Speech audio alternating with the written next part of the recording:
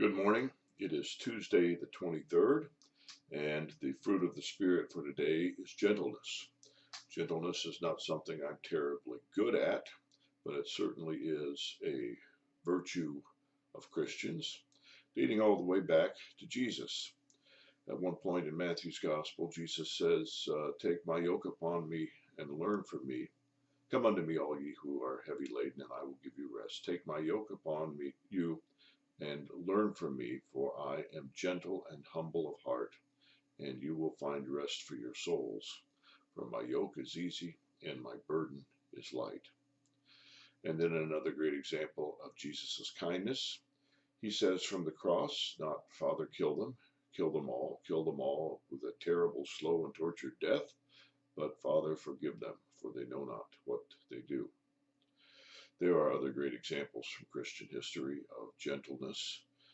Polycarp of Smyrna was a great example. He was an early bishop and martyr. He had managed to hide out from the Romans till he was in his 80s, and they finally tracked him down. When the soldiers got there to take him into custody, he insisted that they be brought inside and fed before they begin their long journey back. And indeed, his witness at the time of his martyrdom was very inspiring. He's given the opportunity to recant, and he says, the Lord Jesus has been my Lord all of this time. He has always done me nothing but good. How could I recant of him? So that's a great example from ancient times. St. Francis of Assisi was another famous, gentle person. He and his followers saw a part of their mission to go into the cities and beg for the poor, because the poor were not allowed inside the city gates. They were nuisances when they went in there to beg and sometimes steal. So Francis and his followers went in and did the begging for them and brought the food outside for the beggars.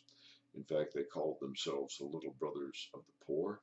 And to show their gentleness, they were discalced, fancy Latin word, for they went about without shoes.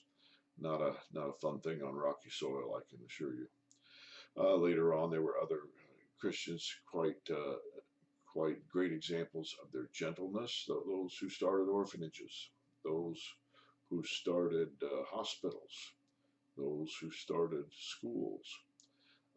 St. Damien is a great example from the 19th century of one who went and did missionary work among the lepers in Hawaii.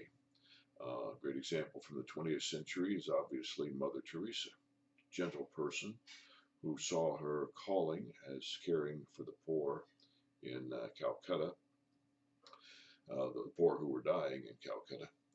And I'm sure there are a lot of examples from your lives of Christians who have been nurturing and great examples, who were gentle people, people that you could trust, people who were not pushing an agenda, people who did not manipulate or force or trick, but instead were transparent to the love of God.